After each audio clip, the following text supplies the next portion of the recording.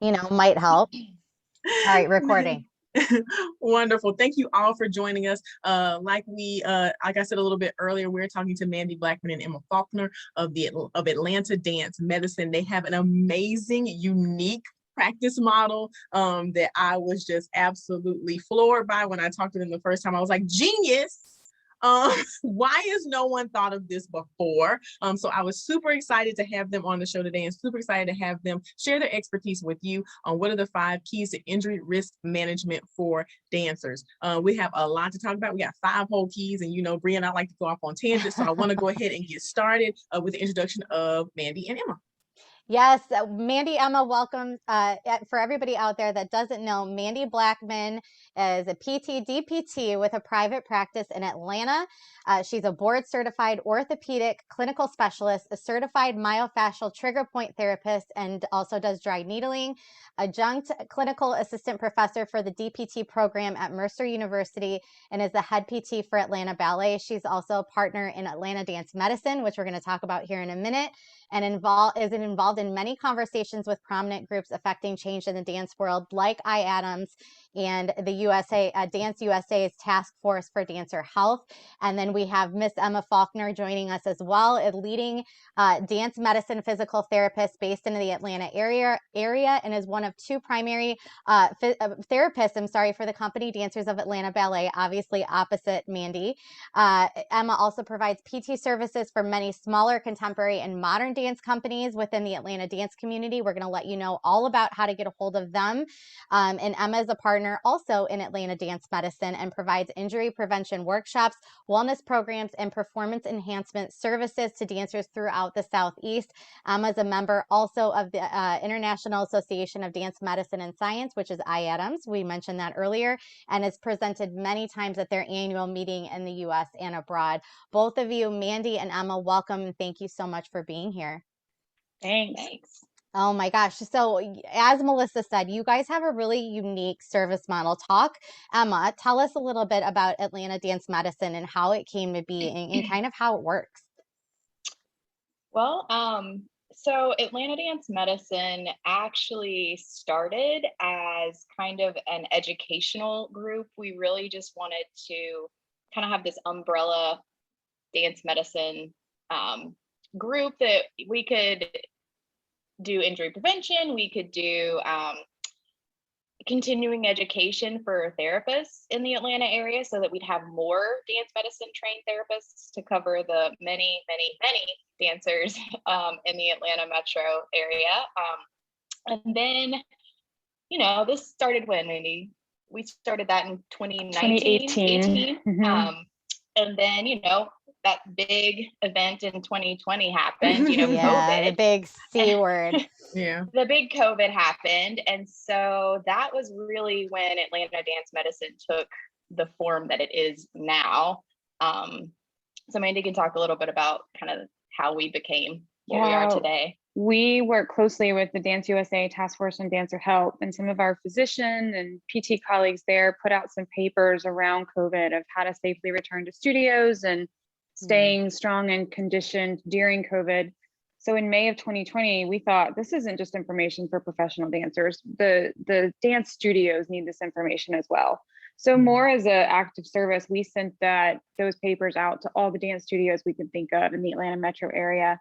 And one of the owners of a very prominent studio here in town, she's in her 42nd season, contacted us and said, I've been building a new studio for the last 2 years. We're about to open, and I set aside a space for a health and wellness clinic. Will you guys come open a studio or a clinic within my studio?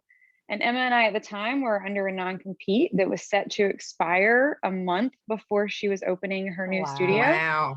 So we took it as a universe sign, and we said, yeah, let's go. And now we have 2 brick and mortar locations with 11 contract therapists that are working for us on a very part-time basis, seeing mostly adolescent dancers, but all kinds of athletes and a few dance moms. That's fantastic. Congratulations on all of that. It's an amazing story and so well needed in our community. But Mandy, obviously you mentioned, initially I think dance medicine and science was more geared towards older, more professional dancers, but we have, and most people don't realize, this huge competitive world that kind of eclipses everything else. Like when you dig in and you really find what these kids are doing, the way they're pushing their bodies beyond anything we ever thought possible for kids that young, or even what they should be doing at their age. What is the biggest shift you're seeing in the industry now related to dancer health? What are you observing, and talk a little bit about that? I do think that the dance medicine world is slowly catching up to the sports medicine world, and then we're kind of dragging the dance world behind us. It's a very slow process, but I do think it's happening, that there's more awareness coming to, there's rules and regulations in the sports medicine world, especially for pediatrics and adolescents, and we just don't have that in dance medicine. So I use a lot of analogies with my patients based on those sports rules, to try to just get people to start recognizing that we have to treat these dancers like the athletes that they are, because they are often practicing and performing way more than maybe their siblings who are doing sports like baseball, football, and other things that are a little more documented in the sports medicine literature. So I think it's slow, but we're making progress. Well, and the injury rates, on the Apollo side, they're higher than football players. 65% Absolutely. Are injured from the knee down twice as much as football players. So it is really significant. And I do think, I agree with you. I think the conversation has shifted, and we're seeing a lot more talk about it. We're seeing a lot more organizations that care about it. And, I think the education is an important part of that. And so many people like you all that are doing the work and putting in the time to educate, starting at the studio level, because I think, and Melissa, we've talked about this too. Like, you assume that because somebody owns a dance studio that they just know these things. And the unfortunate part of the dance world, I know, I cringe. The unfortunate part of the dance world is that so much of what we know is passed down over generations. And because we know so much more than we did when maybe this little rumor started, we're still passing on that information, but it's not in the best interest of the dancer's health anymore. And unfortunately, there's no standardization, like you said, to regulate how we do things in this world. So I do think it is slower, and we see that on Apollo's end. I can only imagine what you're seeing on your end as well. But let's dive in a little bit, Melissa, and let's get started. For those of you just joining, I'm Bree. This is Melissa. We're chatting with Mandy Blackman and Emma Faulkner today of Atlanta Dance Medicine. We're talking about the 5 keys to injury risk management for dancers. This is a critical time because we're at the end of a season.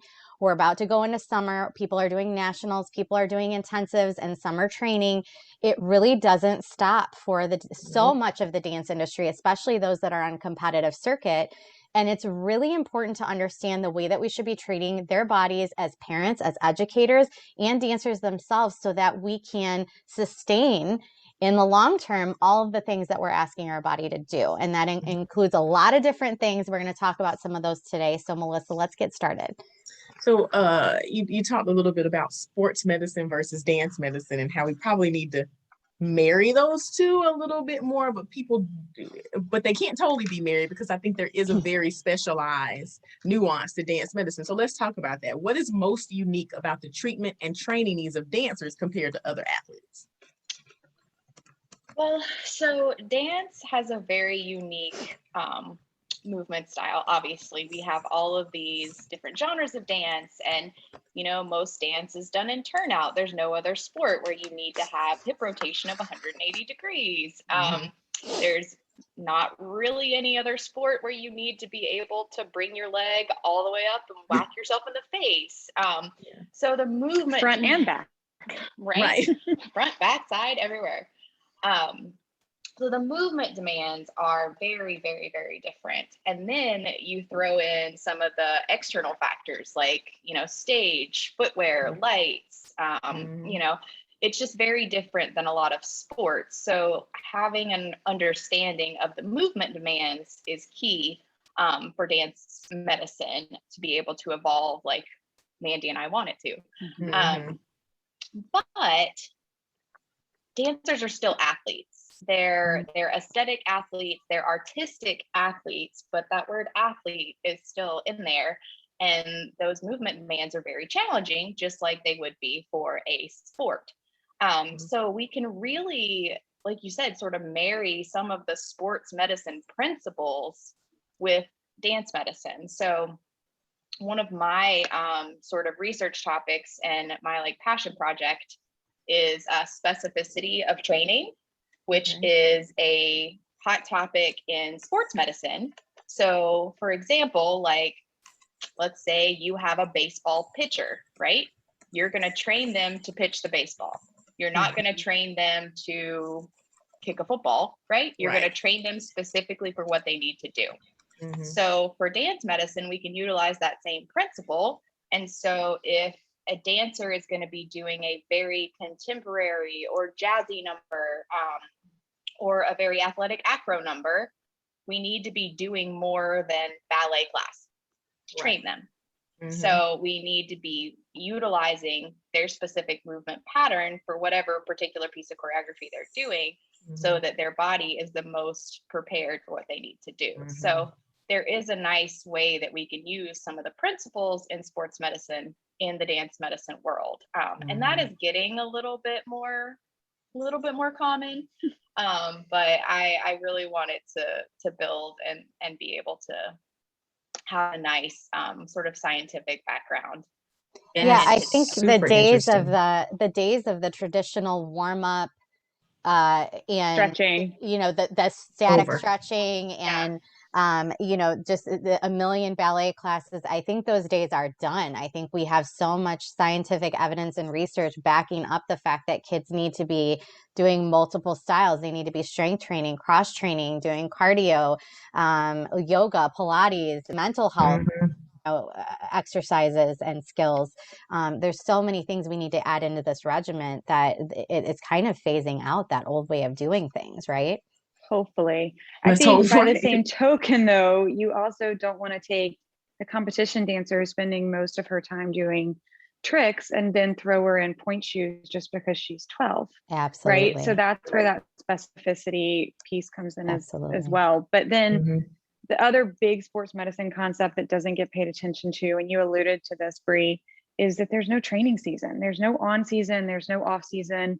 Our dancers are always in season, and you would never see that with another baseball sport or soccer or football. Well, and it's really the only sport where you have to constantly train for your sport by doing your sport. Like there's no, okay, I get to do this and train a different way and then I do a game, right? Like we literally have to use this facility, this body to practice, to rehearse, to perform all the things where we're putting that pressure on this one body, this one vessel. So, you know, we don't get a break in the same way as other athletes, and that's important to recognize.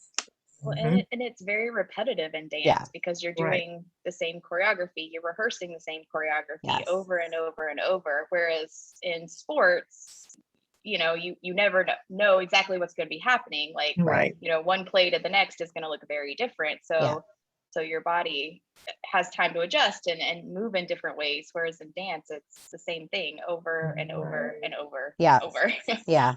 100%. And also you have to think in traditional sports, I guess that's what I'm going to call it. Traditional sports, there is footwear. There are don't get me started. I know. Don't get me started on the footwear topic. But there's equipment that is special equipment that is used specifically for that sport. There is a terrain that is used specifically for that sport. There, you know, like I said, footwear there. And we're just like, hey, get on the concrete, do a couple aerials. Hey, this floor is concrete, is built wood directly on top of concrete. Oh, this is Marley. Oh, this is, I mean, it's just like a free for all. And we're asking them to do the very same things over and over again in different environments, and that places are just not safe. And yet wondering why they're in pain. And I can't figure out why their hip is hurting them all the time. And, you know, all these things, but you know, that's why. Everything you just said. Yeah. So the whole art form has changed dramatically in the last 20 years. I mean, and I guess I've been away from like being a competitive performer for way more than 20 years. But the athleticism required and the demands we ask them to put on their body are far more than I ever could have imagined when I was dancing, far more than I ever could imagine when I started teaching. So has that changed in evolution forced dance medicine to evolve as well? Yeah. I mean, as dance medicine practitioners, we've had to keep up with the tricks and keep up with the skills that these dancers are being asked to do. You know, when I was a competitive dancer, which was a while ago, you know, doing one aerial in a piece was fairly normal. Now you may be doing 3 front aerials and a side aerial in the same piece, and then, you know, all of the different jumps and turns that are being required. So we've definitely had to just stay up to date kind of on what is going on. And I mean, a lot of it is just understanding dance movement and just seeing what a dancer's doing, and kind of picking up on any abnormal movement patterns. Like, that's what we do in dance medicine, is looking for abnormal movement patterns, but knowing what is normal has changed. So I think just kind of keeping up with what is normal now is how we pick up on what's abnormal, so that we can successfully, you know, treat these dancers and make sure that they're staying safe and healthy. And the modifications we're having to make within that. So it may have been, you know, 10 years ago, we wouldn't have allowed the dancer to do certain tricks and skills. And now we don't have a choice. Like, they're gonna do it. So figure out a way for them to do it as safely as possible. But see, here's the thing about, and now I'm going to go off on a tangent, but like, we're asking them to do things that like we don't know how to do. We've never done it. And so then we're teaching things because we don't know how to do it. We've never done it, that we don't really know how to teach, and we don't really know the impact of what it's doing to their bodies, because there's no certification in any of this stuff. There's no, you know, requirement. We were just discussing. I mean, we could go on and on and on. I mean, I'm digressing right now, but for real, like, there's no certification for anybody to teach, and it's not. So that brings me to this next question, is who's accountable, right? So, Mandy, I saw a post in one of the bajillion dance teacher Facebook groups that we're part of, and it was calling for accountability from teachers for the amount of wear and tear we're putting on their bodies, and you know, very young bodies, and choreography, right? So do you think we're asking too much of young dancers? And then the follow-up to that will be, who's responsible? Because, you know, the sidebar to this is that we also have an industry that was built with a hierarchy, right? Like, there's a chain of command that is very respected, and it's very traditional, and it's a top down thing where, you know, I tell you what to do and you just do it, and you don't ask questions, right? You do, you don't ask. And that's the way dance has been for a very long time. And I think we're starting to have questions, and but it's considered disrespectful if a student looks at their teacher and says, no, I'm not doing that. I can't do it. Okay, you're out. Somebody else will do the part. Problem solved, right? Like, there's always somebody that's willing to take your spot. We've heard that for years and years and years. So is it the parents that are responsible with their dollars of saying no more? Is it the kids advocating for themselves? Or is it the teacher's responsibility to go, I need to make it a point to do this because I need to protect my dancers? Yes. I think it's all three. And I think we as dance medicine professionals need to be educating all three of those groups. Right? We need to be educating the dancers themselves. We need to be educating the parents, because the parents really don't know. No, they trust blindly. I mean, and even if they were that's dancers, not an attack. Yeah. They don't know. No. And then the dance teachers don't know. You know, I've had a lot of high school dancers that say, oh yeah, I'm going to go to college and I'm going to major in dance, and I'm just going to open a dance studio. I'm like, oh God, please, will you get a degree in kinesiology, or at least some training in pediatric and adolescent development, or an exercise science degree, anything that will at least help you, or dance pedagogy. anything that at least help you be slightly more safe if that is your plan. And also you need a business degree, right? Right.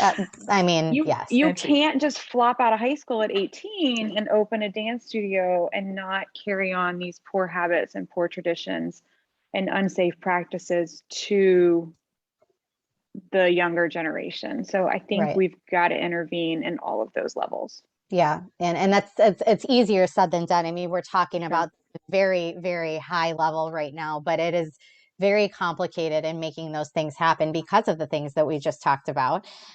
For those just joining, I'm Bree with Apollo Performance Wear with Melissa McDaniel of Turning Point Dance Creations. This is Beyond the Steps. We're chatting with Mandy Blackman and Emma Faulkner of Atlanta Dance Medicine today about the 5 key things that we can do for injury risk management for dancers. Mandy, what are 1 or 2 of the most common prolific injuries we're seeing the most in the last few years? And I realize that this answer might be a little different because COVID changed the landscape of the way we were training for a while. So what are you seeing that is most common? I think the number one injury that stresses me out the most as both a physical therapist who treats dancers, but also a dance mom, is stress fractures. Stress fractures to me, whether they're happening in the metatarsals or in the tibia or in the fibula or in the hip or in the lumbar spine, are the thing that we're going to pull a kid for. And that's the body showing us that that kid or that dancer, maybe if it's an adult dancer, has some underlying health issues going on. It's like waving the big red flag. So Right. that's a huge one that we're seeing, I think, more of, even since COVID. And then hips, we just see so much hip impingement, labral tears. And I think that really relates back to some of these choreographic demands and passing on of poor habits, maybe with stretching or not conditioning or not doing cross training, but a lot of hips. Would you agree? Is it the movement that's causing, is it the more the choreography, or is it the body not being prepared, or is it that we Both. just shouldn't be doing these things at all because human bodies should not be We doing just those should not be things, moving our right? body in Like, that way, which right? one is it? All of the I think above. it's really all of them. I mean, like if we were to go back and look at the history of ballet, like I saw a really cool article a while back about the arabesque and how the arabesque in the romantic ballet era, Margot Fontaine's arabesque was 45, 50 degrees, right? Like We hadn't seen that since 82. Right. But now Wasn't it nice? and then the arabesque was 90. And then in the Balanchine era, the arabesque had to be up the back of your head. And now, the arabesque has to be even higher and you have to be hyperextended over your forehead and like tickling your nose with your toes. Like, so Yeah. the movement demands have become more and more and more extreme. And so there are a few bodies out there that can do that easily without a problem, but those are few and far between. Right. So most dancers are having to force that in some way, through extreme stretching or through momentum of whacking their leg up there, or both extreme stretching and momentum. So I think the movement demands and how they have increased has definitely put a lot more strain on most dancer bodies. And then I think, Bree, you were talking about too, like there's this hierarchy that I tell you to kick the back of your head and you're just going to do it no matter how you have to compensate and figure it out. You're just going to make it happen, even if that's not an anatomically safe thing for your body to do, because that is what is required. That is what you were told to do. There are no questions asked. Who cares if it hurts? You're just going to do it. Well, and the poor dance, I feel like our dance educators always bear the weight and the load of all of this. And it seems so unfair because they wear so many hats. But it's if you're going to step into this role, it's really what you have, what is on your plate. It's important. You can't ignore it just because there's a lot to do. But on the flip side, we can't ignore the weight that social media and the pressure that kids feel to I saw this on social, and that, like you just said, Emma, like that person might be one of the 1% that can I can do execute this that. with the body, but there's no disclaimer, there's no education with that. It's just the pressure that it puts. If I'm a 12-year-old that's looking on Instagram, and I see another 12-year-old that's doing that, my brain isn't mature, developed enough to know that's not good for me. I want to do that too, because I want to be in the spotlight like that. Like, Right. I want to get that special part. Like, I want to see that. So it's also that extra layer of complication because of the social pressure that we have for these young dancers. Right. Absolutely. And they're the getting dance rewarded, educators Right. they're getting rewarded That's what I was at gonna say. In conventions and competition, sold out. and is rewarded. competitions, and they have a bottom line to meet too. I mean, it's still a business. If they aren't allowing their kids to do some of these skills and tricks, then the kids are going to They go don't find win. another studio that will. Mhm. Yeah. And I Yeah, think that is one of the big things that I was gonna say. Like, you can't, because, and we're gonna sound like a broken record, because of the lack of regulation, because of the lack of oversight, you can just hop, hop, hop, hop, hop, hop, hop. Mhm. Like, hop from unsafe to less safe, to even more less safe, I mean, it just, and there's always somebody at the end of the road that's gonna let you do whatever you want to do, however you want to do absolutely. it, as long as you Absolutely. pay them money. Yep. And if anybody out there has some ideas how to stop that, I'd love to hear them. Yeah. Yeah, right. Anybody. If So you would have we. ideas how to stop that, you've got a Right. bright You need to future on package your it and hands. sell it, because I'll buy it immediately. So Emma, do you see a difference in the type, we talked about this before, adolescents versus the adults. Do you see a difference in type of injuries that adolescent dancers suffer the most from versus adult dancers? Absolutely. There are some very specific injuries that we do see in adolescents that are specifically related to their growth and development. Okay. So a lot of times dancers, in that 11 to 15 age range, they're going through an extreme growth spurt. We're going through puberty. The body is changing so much, and we're still asking it to do everything that it was doing at age 10. And something easy at age 10, when you've grown 5 inches in a year at age 13, 14, is now no longer easy, but you still have to do it.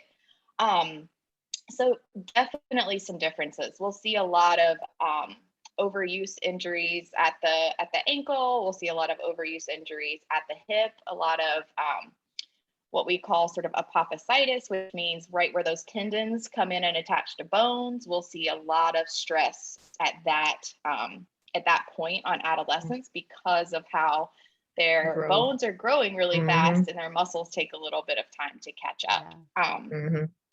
And then in the adult dancer, we don't see so much of that, but we still see a lot of overuse injuries.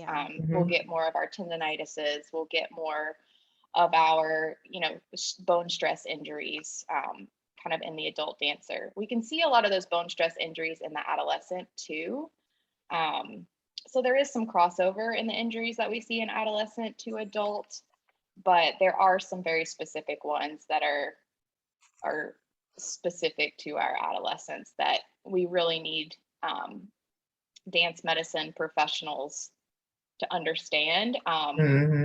Be on the lookout and for. Be on the lookout for. I was gonna say, so can you, having done this as long as both of you have, can you see a young adolescent dancer and go, when they turn 30, man, this is gonna show up, or when they're 50, they're gonna be on a cane? Like, can you see that? Yeah, and we know that degenerative changes happen faster in our dancers who are hypermobile. So these ones who are really bendy bodies when they're young, they're doing great right now, but it's setting them up for potential much, much earlier degenerative changes, things like arthritis and chronic tendinopathies and things like that. Yeah, makes sense. Wow. Okay, so we want to get into, we could talk all day about this, and I think that's really fascinating. I think that the degenerative disorders that can happen in our hypermobile dancers. We talked about hypermobility a while back on the show, and how, just because you can do it doesn't mean you should be. I know that you can take your hip and roll it around, take your leg off and swing it around your head, but you probably shouldn't do that. Shouldn't do that. You probably shouldn't do that just because you can. So I definitely want to get into the 5 keys to injury, injury prevention, injury risk management, actually. So we want to start with each one of them and kind of just take them one by one briefly. How do we prevent these things? So let's start with our first one. What's our first key to injury risk management? Proper fueling and hydration. So I think this is one of the big components, especially in our younger dancers when they're learning technique and building bone health. So we lay down all the bone we're going to build, usually before the age of 20, 21, depending on gender. Oh, wow. And so that nutrition is so important because you wouldn't try to drive your car without proper gas and proper oil in the car. We use that a lot as an analogy for these dancers. You've got to give proper fuel for your body and really pay attention to nutrition and hydration if you expect your body to perform the way you want it to, and to repair from the pressures and stresses you put on it throughout your dance week. So when you say hydration, you're not saying drink a bunch of juice. Right, I was going to say You're that. saying, just be super clear for those watching, because we like to come at this at a very foundational level to give all the information. How much water? Hydration, how much water? Because I will tell you, we learned, what was it last year, Melissa? Like what you should be drinking in water. I am failing epically, but I'm just saying, it's like 100 ounces or something, right? Like an insane amount of water. So an easy rule of thumb for water, because I like to make it easy and simple, especially for my adolescent dancers, is you want to drink half your body weight in ounces of water every single day, at least. And that is baseline if you're not doing anything. Oh, that's without activity. That's just period. End of story. Then if you're dancing, you want to at least add 25% on top of that. Okay. And may need to have some electrolytes to replenish things like sodium, potassium, and magnesium. So it might not just be water if you're sweating a lot or performing in a warm environment. So in Atlanta, which is most of the time, a lot about getting some electrolytes back, because I mean, it's May here and it's 95 degrees outside. Yep. So our dancers tend to sweat a lot and a lot earlier. So we do talk about not just the water, but adding some electrolytes in there. So is that through sports drinks, or is there another way to do that? Can be, but there are plenty of sugar-free electrolyte powders that can be added to water. You can make your own electrolyte drinks with a little bit of Himalayan sea salt, little lemon, a little lime. So there are some healthier, lower sugar ways to get electrolytes in your body. I'm a big Pedialyte fan. Yeah. Clear Pedialyte, I love. So there are other ways to do that depending on a kid's taste buds. I love that. And then we are not dietitians, but we have great resources that we send our dancers to make sure they're getting proper education about fueling, because they may have dietary restrictions. They may prefer a vegetarian diet, and there are ways to work around that, but they need proper guidance and resources if they're going to be healthy and get the fuel that they need.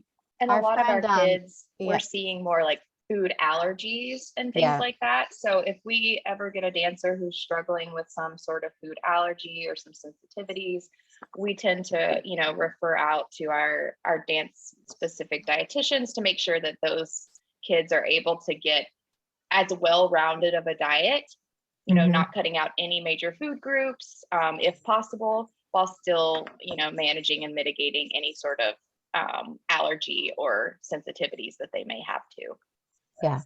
Yeah. What about key number 2? That's you. Oh, number 2. So number 2 is utilizing a proper warm up and a proper cool down. Yes. So luckily, most dancers and dance studios don't do the 5-minute splits anymore. You don't just come in and plop down. That's less common.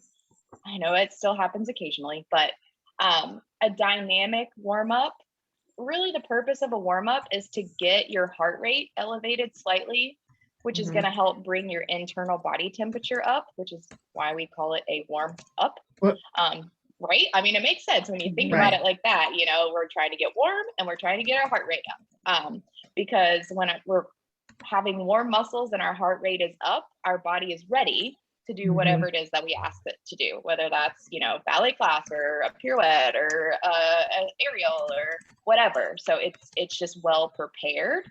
And warm-ups don't have to be 30 minutes or an hour long. It could be, you know, 8 to 10 minutes doing some dynamic whole body movements, just trying to get every single muscle that you're going to be using in that class or in that rehearsal prepared.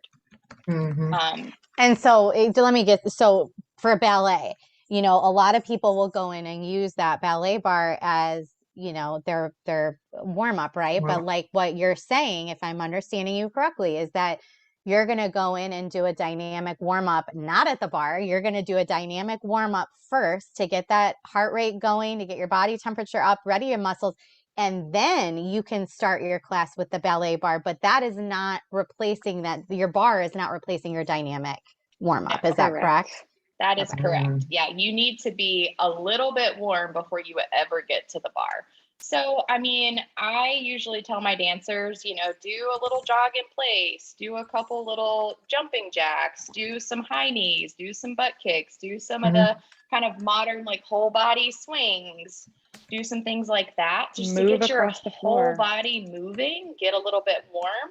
Then you can go to the bar, or then you could go, you know, out to the center to do your jazz warm up or wherever is next to help prepare you for class.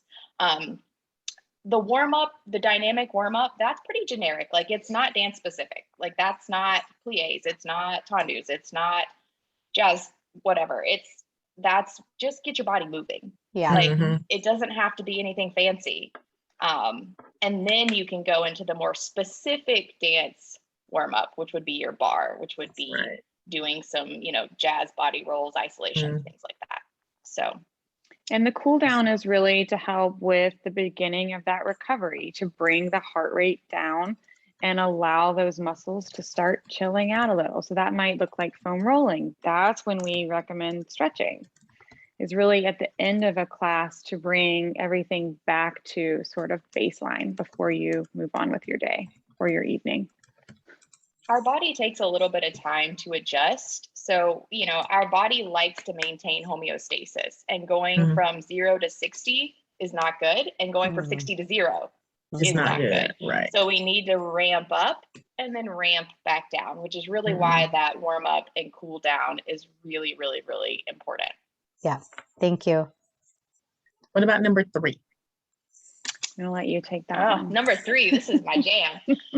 So number 3 is strategic cross training and conditioning. Ooh. So I say strategic because in dance, we've already talked about this, there is no off season. So in our traditional sport, you would sort of use your off season or your preseason to build foundational strength, foundational fitness, foundational cardio. Then you would go into your season where you would be specific about training for that sport. You would work on the skills, you would work on your free throws, you'd work on your layups, you'd work on your 3-pointers for basketball, right? In dance, that's a little harder. So we have to be strategic about where we place cross training and conditioning. Now there's not a full season, but there are highs and lows within our dance year, right? So during summer intensives, when you're dancing 6 hours a day, 6 days a week, that's not when you're going to go spend 2 hours at the gym doing cross training or conditioning, right? But if you're in the middle of your, you know, early rehearsals prepping for a competition, that may be when you spend a little bit more time in Pilates class 2 or 3 times a week, or going to the gym and doing a little bit of weight training to build some foundational strength, right? So we have to be strategic about where we put in conditioning and cross training. And so during sort of, if we break it down into rehearsal and performance phase, let's kind of think about it, this dichotomy. So during your rehearsal phase, that would be when you could focus more on some heavier cross training and conditioning.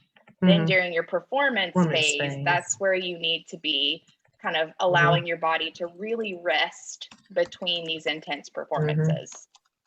So just being very strategic about how you are working your body so that we don't end up with these severe overuse injuries. We don't end up with these bone stress injuries because we are just overtraining our body and not getting enough rest and recovery. So it's kind of this nice little game that we kind of have to play in the dance world of where do we put these little pockets of conditioning and cross training so that they're the most beneficial without taxing a body that's already being asked a lot of. And if we're applying this to kids too, it's the same. Competition season versus, you know, rehearsing and prepping for competition season versus competition and convention season, right? Where we're actively dancing for long hours and asking our bodies to do high peak performance times during that rehearsal period where we're, you know, rehearsing maybe the same movement and then a lot of sitting and waiting around, rehearsing, waiting around. That's where you're saying, you know, go in and do some cross training, go in and do some strength training during that time. It's, I want to put this in terms of like what these dance educators can implement so that they know we're not just talking about adult professionals, we're talking about your kids. Right. Your students that you currently have now, making sure that they're prepared. What about number 4?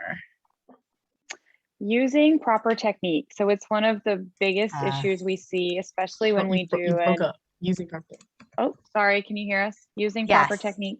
Yes. One of the biggest issues we see in our adolescents and even our sort of pre-adolescents is that they're either being trained or doing things that maybe they're not being trained for, and not using appropriate technique. One of the biggest issues we see is forcing turnout.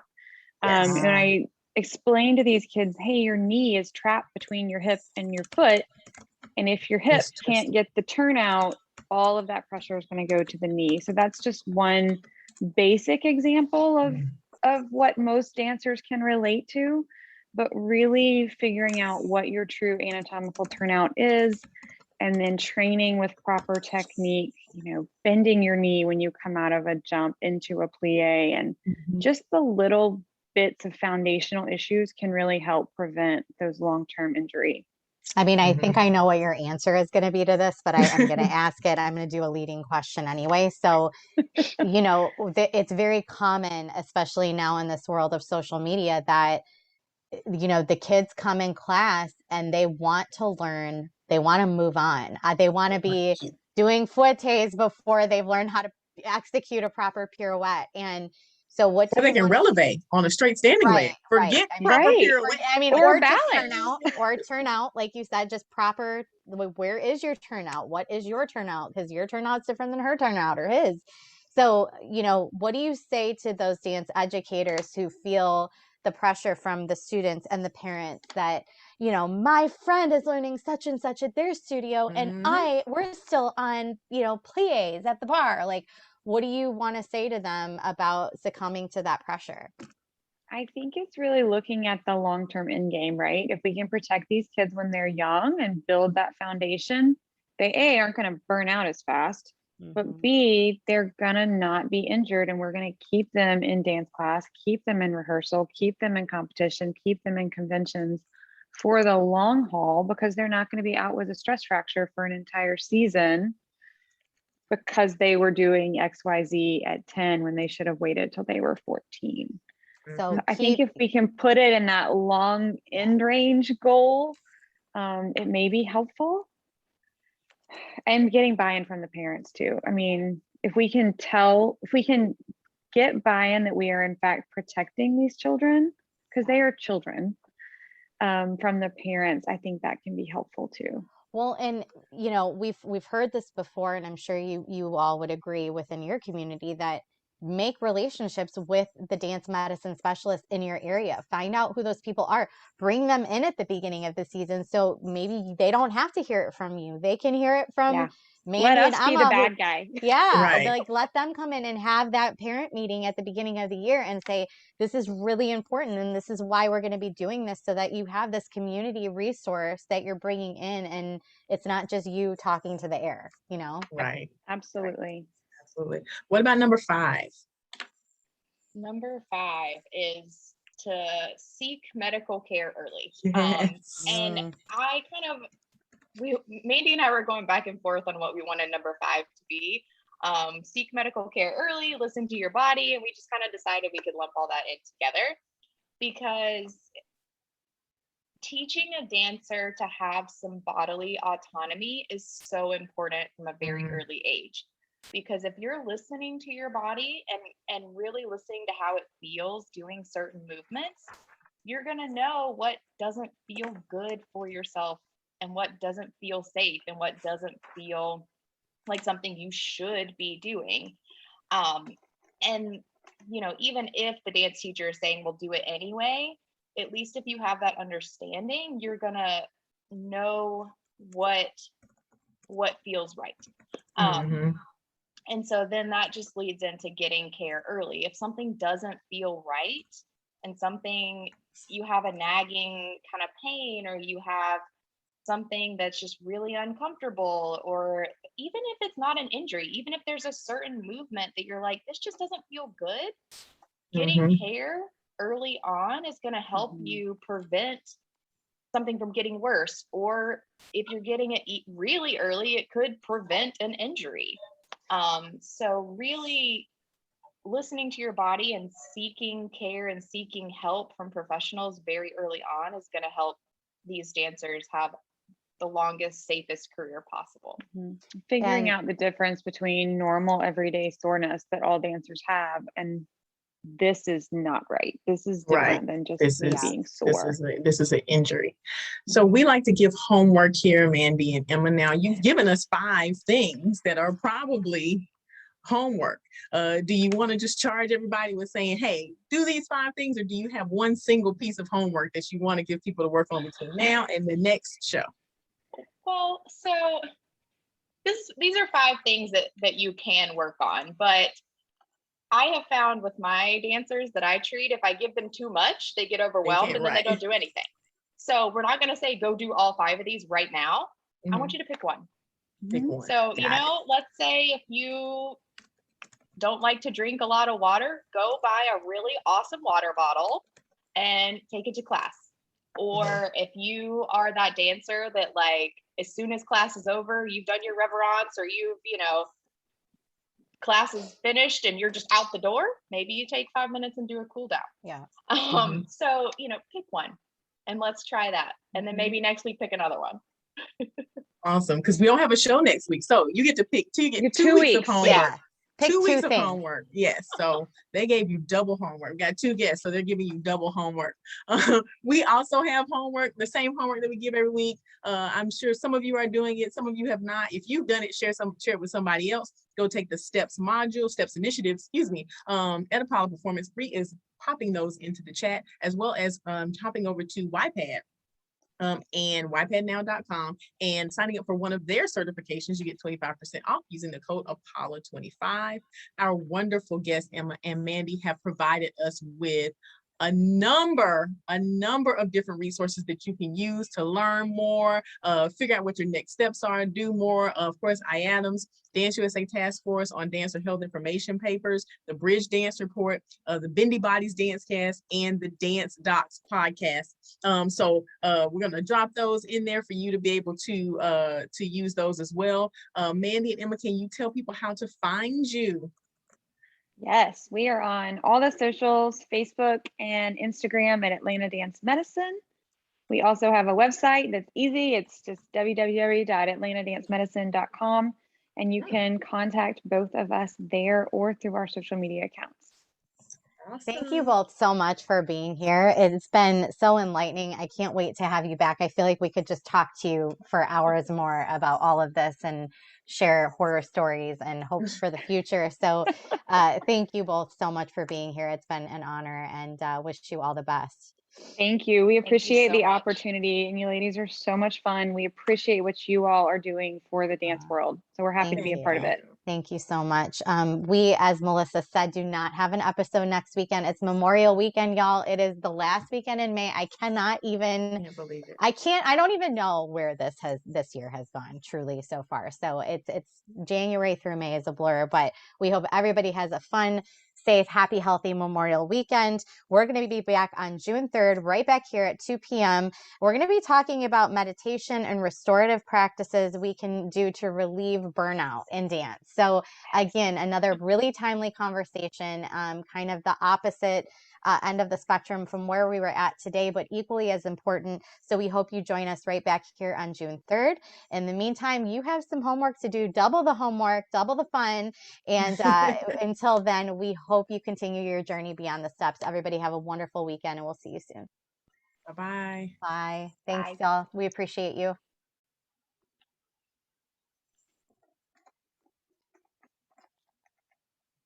That was so fun. It was. Thank you Thank guys so y'all. much. Thank Thank you. you guys. Have a good one.